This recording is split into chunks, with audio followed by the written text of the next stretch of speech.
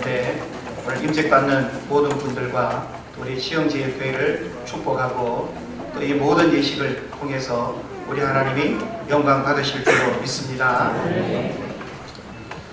코로나 이후를 살아가는 세상을 학자들이 진단하기를 뷰카한 세상이라고 말합니다. 이 말은 변덕스럽고 불확실하며 복잡하고 모호한의 뜻을 가진 약어이며 신조어입니다. 여러분은 이와 같은 진단에 공감하십니까?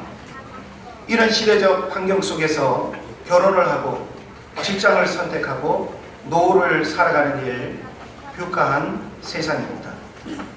저출산, 초고령화 시대에 무엇보다 일상과 신앙생활에도 영향을 미치는 상황에서 임직자로 세워지는 일은 마냥 축하하고 기쁨으로 받아들일 일은 아닙니다. 과거 전통적인 질서 속에서 경험하고 이해하던 것과는 많이 달라졌다는 사실을 우리가 생각해야 되는 것입니다. 그러나 시대가 변해도 교회는 본질을 잃어버릴 수 없고 일꾼들을 세워서 교회를 견고히 세워가며 복음의 구원 역사를 쉼없이 이루어가야 할 것입니다. 오늘 임직자로 세워지는 여러분들에게 하나님은 어떤 임직자로 세워지길 원하실까요? 잘 경청하시고 하나님 우리에게 주시는 또 말씀을 잘 깨닫고 은혜 받기를 바랍니다. 로마 건축물에서 아치 모양이 건축의 백미라고 합니다. 곡선의 미는 하루아침에 이루어진 것이 아니죠. 그래서 이 아치의 힘을 유지하는 중심돌을 키스톤이라고 합니다. 다른 이름으로는 쐐기돌, 이맛돌, 중축돌, 또 야구에서 이루를 뜻하기도 합니다. 이 키스톤이 부서지거나 빠지면 둥근 아치 건물이 무너지는 것이죠. 그래서 굉장히 중요한 역할을 한다라고 이렇게 볼 수 있습니다. 교회가 세워지고 부흥하는 일에도 키스톤이 필요합니다. 오늘 임재받는 여러분이 교회 안에 키스톤의 자리에서 그 역할을 감당해야 할 것입니다. 사도 바울은 하나님께서 그를 친히 다메섹 도상에서 부르셨고 사도로 임직하셨습니다. 이방인을 위한 복음 전도자로의 임직은 말로 다 할 수 없는 은혜였습니다. 바울은 사도로의 임직은 전적인 하나님으로부터 주어졌다는 사실을 고백하고 모든 서신 인사말에 그 정체성을 고백하고 있습니다. 우리가 잘 아는 바와 같이 하나님의 뜻으로 말미암아 그리스도 예수의 사도된 바울은 이렇게 반복적으로 언급하고 있죠. 그래서 바울은 이전과 이후가 너무나 다른 삶의 모습을 통해서 그리스도를 영접한 우리들이 세상에서 어떻게 살아야 하고 또 오늘 임직받는 여러분들이 어떤 신앙생활을 고백해야 하는가를 가르치고 있는 것입니다. 우리는 세상에서 분리된 삶을 살아가는 것이 아닙니다. 하나님은 세상을 성속의 원리로 구분해서 수도사처럼 살거나 라블이나 아미시 공동체처럼 믿는 사람들만의 마을 공동체를 이루는 분리된 삶을 명령하지도 않았습니다. 성경에서 세례 요한처럼 광야에서 메뚜기와 석청을 먹으며 메시아를 기다리는 쿰난 공동체를 원하시지도 않았습니다. 오히려 세상 속에서 물과 기름이 함께 섞일지라도 구분되는 것처럼 세상에서의 성결한 삶, 용서의 삶, 섬김의 삶, 그리고 나눔의 삶, 바로 구별된 삶을 살아가길 원하는 것이죠. 그래서 우리가 구별되다라고 하는 것은 다른 모습을 드러내고 보여주는 것을 의미합니다. 본회부는 성도의 공동생활이라는 책을 통해서 세상 속에서 불신자들과 함께 어우러지는 삶 속에서 삶이 복음이 되고 은행이 복음이 되는 구별됨의 영향력을 언급하고 있습니다. 바울은 이런 측면에서 본문으로 읽은 오늘 두 구절을 통해서 우리에게 두 가지를 강조하고 있습니다. 하나는 나를 본받는 자가 되라는 것과 또 하나는 너희 안에 이 마음을 품으라 라는 것입니다. 말씀의 제목이기도 하고 또 결론적 메시지가 되기도 할 텐데 우리 한번 따라하시면 좋겠습니다. 나를 본받는 자가 되라. 나를 본받는 자가 되라. 너희 안에 이 마음을 품으라. 너희 안에 이 마음을 품으라. 예, 이 두 가지의 가르침은 오늘 임재받는 모든 분들이 하나님 앞에서 지키고 행해야 할 가르침이 되는 것입니다. 사도 바울은 서신서 곳곳에서 이와 비슷한 표현을 반복하고 있습니다. 고린도전서 4장에 보면 너희는 나를 본받는 자가 되라. 갈라디아서 4장 12절에서도 너희도 나와 같이 되기를 구하노라. 빌립보서 3장 17절에서는 형제들아 너희는 함께 나를 본받으라. 데살로니가전서 1장 6절에서는 너희는 우리와 주를 본받는 자가 되었으니 라고 이렇게 기록하고 있습니다. 사도 바울은 탁월한 이론가가 아니라 실천하고 행동하는 양심으로 살았습니다. 삶을 설교한 사람이 아니라 설교한 대로 살았던 사람이 바로 사도 바울인 것이죠. 임직자들도 무성도들에게 나를 본받는 자가 되라는 말을 할 수 있는 고백적 삶이 있어야 할 것입니다. 우리가 신앙생활 속에서 요구되는 예배생활, 적어도 임직자들은 예배생활이 있어서 나와 같은 예배생활의 모범이 될 수 있도록 우리가 말하고 또 그런 모범을 보여야 할 것입니다. 또 경건생활도 역시 마찬가지입니다. 경건은 범사에 유익하고 금생과 내생에 약속이 있다고 했죠.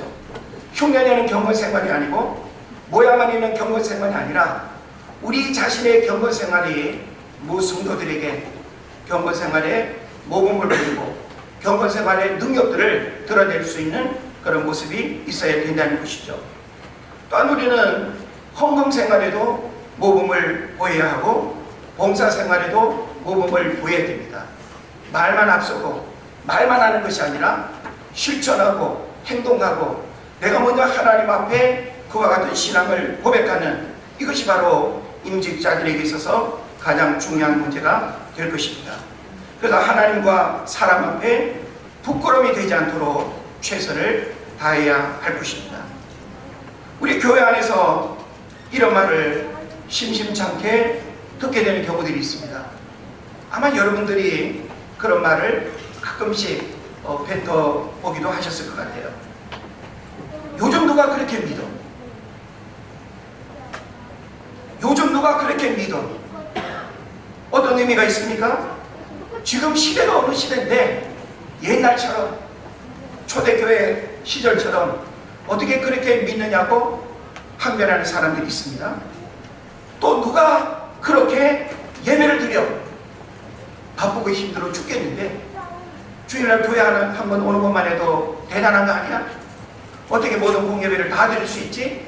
이렇게 우리는 그러하지 못한 모습들에 대해서 변명처럼 이야기하는 경우들이 있습니다. 요즘 누가 그렇게 경건 생활을 해?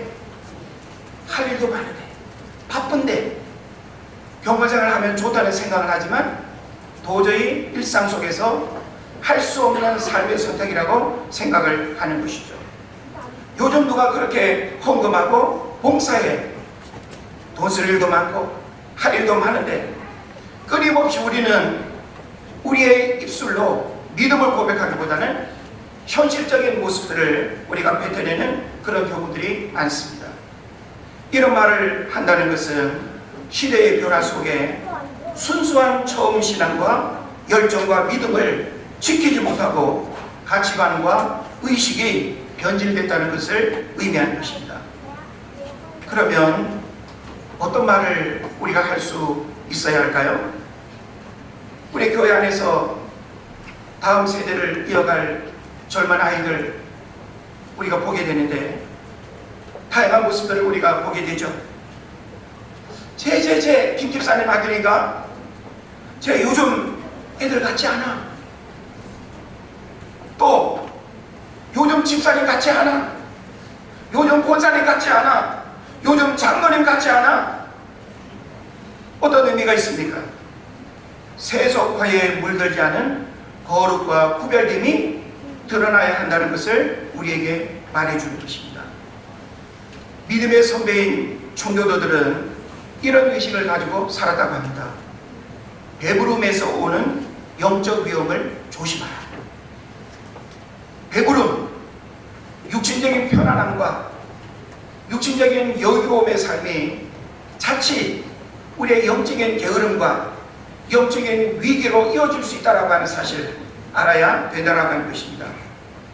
이와 같은 많은 육신적 편안함이 영적 게으름으로 이어지지 않도록 조심하라는 말과 같습니다. 또한 청교도들은 식사 전 기도와 식사 후 기도를 지켰다고 합니다. 식사 전 기도는 먹게 되는 것에 대한 감사를 기도했고, 식사 후 기도는 삶을 위한 기도를 했다는 것이죠. 사실 우리가 음식을 앞에 놓고 기도 한번 하는 것도 대단한 일일 수 있습니다. 불신자들과 어울리는 학교나 직장에서 오늘날 그리스도인들이 식사 기도로 내 신앙을 표현하고 어필하는 것 결코 쉽지 않습니다. 대충 기도하는 척 흉내내고, 그런 면에서 우리가 식사 전에도 기도할 수 있어야 하고 식사 후에는 삶을 위한 기도가 우리에게 필요하다는 것입니다. 함석헌 선생의 시 중에서 그대는 골방을 가졌는가 라는 시가 있습니다. 그 일부분을 살펴보면 그대는 골방을 가졌는가? 이 세상의 소리가 들리지 않는, 이 세상의 냄새가 들어오지 않는 은밀한 골방을 그대는 가졌는가? 우리 어떠합니까? 우리가 인직을 하나님 앞에서 받게 된다고 할 때 과연 어떤 자격, 어떤 조건, 어떤 신앙 고백 때문에 우리가 임직을 받게 되는 것일까요? 단순히 신앙의 연륜 때문에 임직을 받는다고 한다면 심각하게 고려해 봐야 됩니다.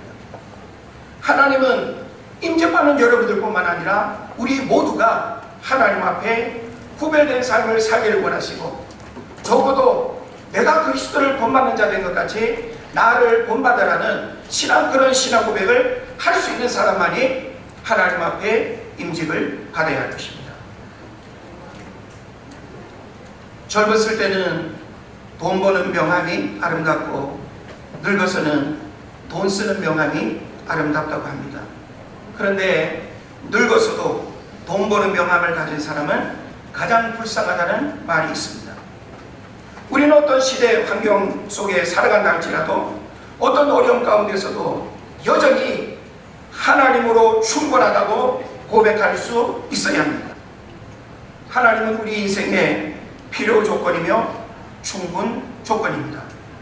하박국 선지자의 고백처럼 모든 것을 잃어버린다 할지라도 구원의 하나님을 인하여 기뻐할 수 있는 우리 임직자, 그리고 또 모든 회중 여러분 되시기를 축복합니다. 또 임직자들과 우리 모두에게 주시는 마지막 두 번째 메시지는 너희 안에 이 마음을 품으라 라고 하는 것입니다. 한 번 더 따라하면 좋겠습니다. 너희 안에 이 마음을 품으라. 너희 안에 이 마음을 품으라. 너희 안에 이 마음을 품으라 라고 하는 이 말의 원어적 의미는 명령형으로서 이것을 얻으려고 힘쓰라, 이것에 전념하여라 라는 말이 됩니다. 너희 안에 이 마음을 품으라. 이 마음은 누구의 마음이겠어요? 그리스도 예수의 마음을 얻으려고 힘써야 된다는 거예요. 그리스도 예수의 마음에 이르기 위해서 전념해야 된다는 것입니다. 오늘날 인본주의와 세속주의, 혼합주의, 또 번영주의가 오늘날 교회 안에, 우리 신앙 안에 들어와 있습니다. 우리는 복음을 변질시키고 우리의 신앙을 혼탁하게 하는 이 모든 세상적인 가치관들로부터 구별된 삶을 살아가야 됩니다. 그 기준은 바로 예수 그리스도가 우리의 신앙 고백이어야 하고, 그 예수 그리스도가 우리 삶의 중심이 되는 삶을 살아갈 때 이런 삶을 살아가는 것이죠. 그래서 빌립보서 2장 5절에서 너희 안에 이 마음을 품어라, 곧 그리스도 예수의 마음이니 라고 이렇게 증거하고 있습니다. 자, 그러면 예수님이 우리에게 보여주시는 그 마음은 어떤 마음일까요? 우리가 읽지는 않았지만 빌립보서 2장 5절 이하의 내용을 쭉 보게 되면 두 가지로 우리가 정리를 해볼 수 있습니다. 예수님에게서 우리가 배울 수 있는 이 마음, 바로 자기를 낮추시는 모습이었습니다. 이 자기를 낮췄다라고 하는 것은 한마디로 말하면 겸손의 삶을 요구하는 것이죠. 또 죽기까지 복종하셨으니 라고 했습니다. 이것은 헌신의 삶을 우리에게 요구합니다. 어찌 보면 이 모든 메시지 하나하나가 결코 쉽지 않죠. 그러나 우리가 임직을 받는 이 시간 속에 원액과 같은 하나님의 말씀으로 우리가 무장하지 아니하고 마음의 신비에 이 말씀을 새기지 않으면 우리는 언제라도 변질될 수 있고 교만할 수 있다는 사실을 알아야 되는 것입니다. 그런 면에서 예수님의 그 마음을 가장 모범적으로 이렇게 본받았던 사도 바울은 오늘 우리에게 어떤 모습을 보여주고 있을까요? 갈라디아서 6장 14절 보면 그리스도의 십자가 외에 결코 자랑할 게 없다. 사도 바울은 그리스도의 이 마음, 그리스도가 우리에게 보여줬던 이 삶의 실천을 이런 고백으로 마음에 품고 그렇게 살기 위해서 힘썼다라고 하는 것입니다. 또 빌립보서 3장 12절을 보면 오직 내가 그리스도 예수께 잡힌 바 된 그것을 잡으려고 달려간다. 삶의 목적이 무엇인가라고 하는 사실을 우리에게 보여준 것입니다. 또 3장 13절에서는 뒤에 있는 것들을 잊어버리고 앞에 있는 것을 잡으려고 표대를 향한다. 신앙의 표대는 분명합니다. 우리 신앙의 목표는 바로 예수 그리스도께서 우리에게 주신 시대적 사명과 부르심의 사명, 그것을 우리가 끝까지 바라보고 달려가는 것, 이것이 우리 모두의 표대가 될 것입니다. 또 빌립보서 3장 14절에서는 하나님의 부르심의 상을 받으려고 달려간다고 합니다. 3장 8절에서는 예수를 아는 지식이 가장 고상하다고 말합니다. 또 3장 8절에서는 세상의 모든 자랑거리들을 예술물로 여겼다는 겁니다. 참 쉽지 않습니다.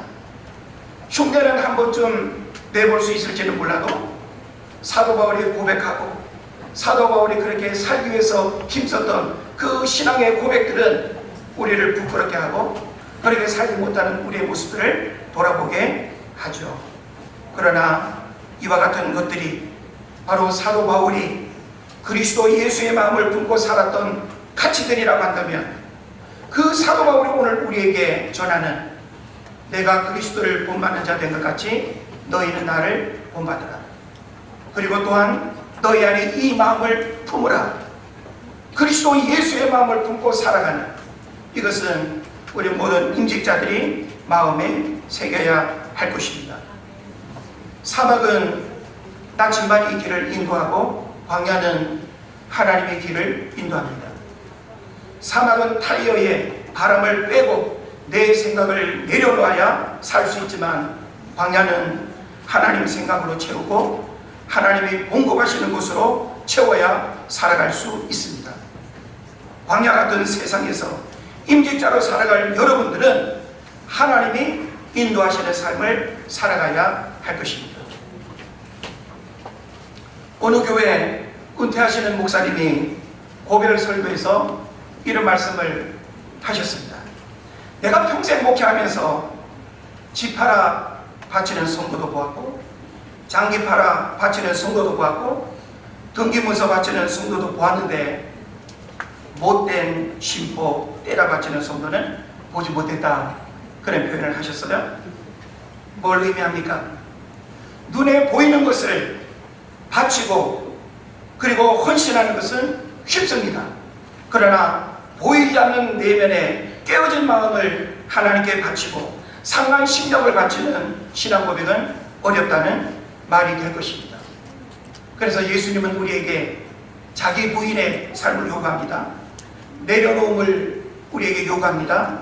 자기 포기와 내가 부여잡고 있는 권리를 포기할 것을 주님이 우리에게 말씀합니다. 그런 면에서 사람은 담는 것을 뱉고 품은 것을 말하고 아는 만큼 믿고 믿는 만큼 기적이 일어난다는 것을 우리가 알아야 될 것입니다. 너희 안에 이 마음을 품으라. 이것은 그리스도의 마음을 품고 살라는 가르침이 되는 것이죠.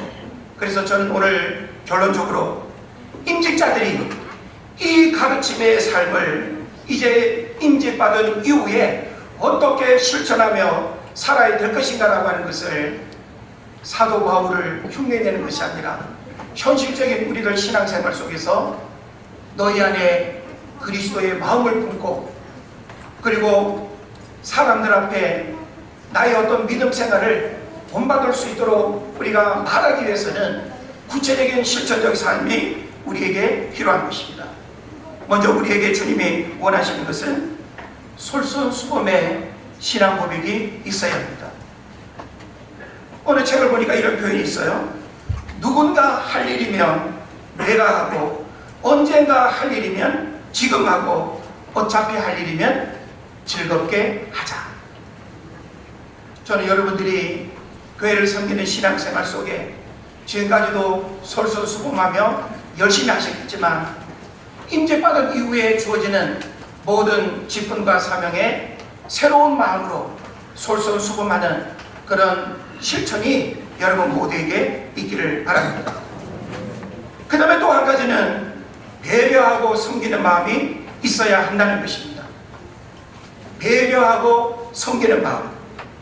아메리카 인디언의 교훈 중에 이런 말이 있습니다.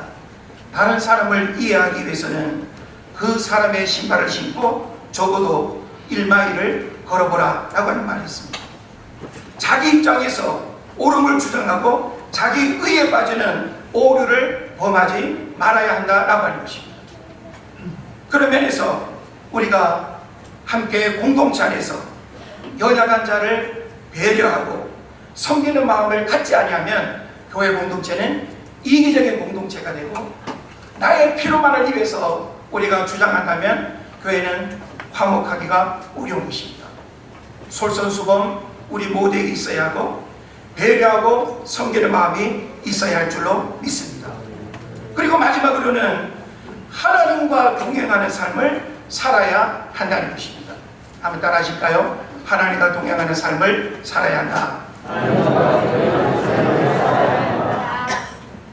오레포 목사님은 이런 말을 했습니다.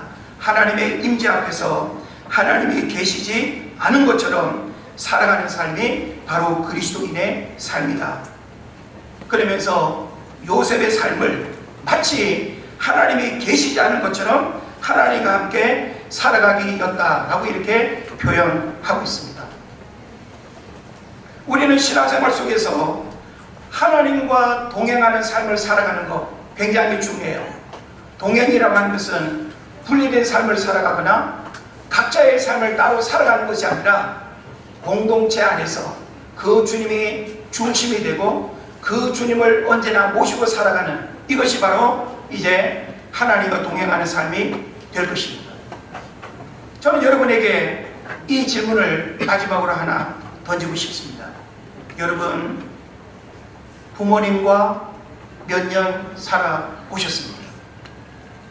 우리 생각해보면 내가 부모님과 어렸을 때부터 고등학교 졸업하고 군에 가기 전까지는 내가 살았지. 우리는 부모님과 함께 살았던 시간 헤아릴 수 있습니다. 또 여러분 아내와 함께 몇 년 살아보셨습니까? 저는 27년차 28년차 결혼 생활을 하고 있는데 얼마든지 우리 말할 수 있습니다. 아내와 함께 한 지붕 아래에서 한 입을 덮고 살았던 그 시간 말할 수 있죠? 또 자녀와 몇 년 살아보셨습니까? 라고 물을 때 여러분의 자녀와 지금 몇 년 살고 있는지 말할 수 있습니다. 그런데 여러분, 예수님과는 몇 년 살아보셨습니다.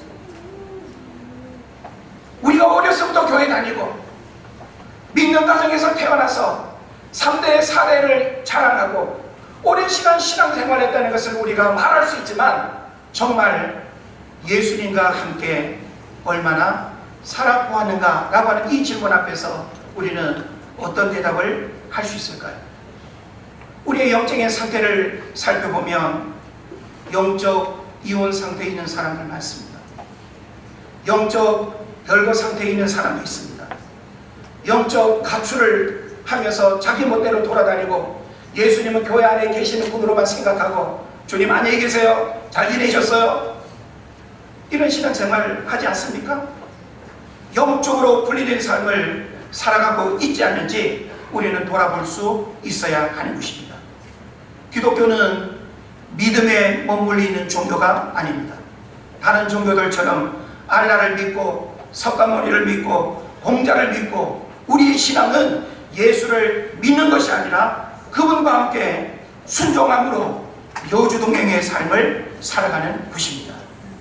교회에 와서만 예수님을 만나는 사람은 그냥 믿는 사람이지 주님과 함께 살아가는 사람이 아닙니다. 다시 한번 여러분에게 질문합니다. 예수님과 몇 년 살아보셨나요?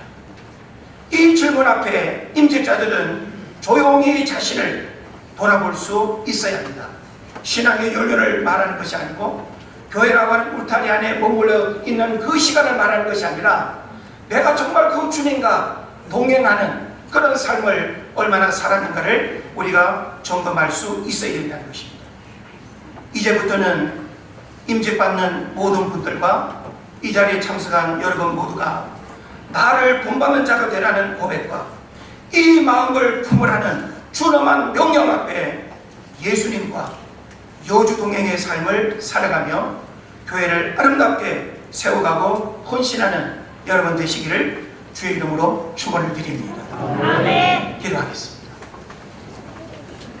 하나님, 우리가 임직을 받는 것 무거운 짐을 짊어지는 일 같지만 영광스러운 이름을 알게 하여 주시고 그리고 이 사명 잘 감당할 수 있도록 도와주시고 오늘 말씀을 통해서 주신 이 영적 깨달음이 우리 모든 임직자들에게 새로이 고백되어지게 하여 주시고 우리 시흥제일교회가 이제 이와 같은 임직자들을 통해서 교회가 새롭게 부흥하고 하나님의 구원 역사를 이루어가는 교회로 세워지게 하여 주옵소서. 예수 그리스도 이름으로 기도드리옵나이다. 아멘.